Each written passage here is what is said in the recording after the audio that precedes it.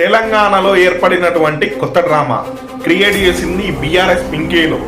భూముల ధరలు తగ్గిపోయింది, రియల్ ఎస్టేట్ కుప్పగొలిపోయింది, భూములకు వాల్యూ లేదు, మార్కెటింగ్ లేదు అని దుష్ప్రచారాలు చేసుకుంటా ప్రజలలో అపవాలు సృష్టిస్తున్న ఈ బీఆర్ఎస్ పింకీలు 10 సంవత్సరాల దొంగ పాలనలో కేసీఆర్ ని ముందు పెట్టుకొని హరీష్ రావు డీజెటిల్లు చేసిన లంగా దందాలు, ప్రభుత్వ భూములను గుంజుకొని జనాల ల్యాండ్లను గుంజుకొని రైతుల భూములను గుంజుకొని వీళ్ళు చేసినటువంటి దౌర్జన్యం, వీళ్ళే రియల్ ఎస్టేట్ పెంచుకొని, వీళ్ళే భూముల ధరలు పెంచుకొని, వీళ్ళ ఫామ్ హౌస్లు పెంచుకొని వీళ్ళ ఆస్తులను పెంచుకున్న ఈ డీజేటీలు అగ్గిపెట్ట హరీష్ రావు కాంగ్రెస్ గవర్నమెంట్ మీద బురద జల్లుతున్నారు.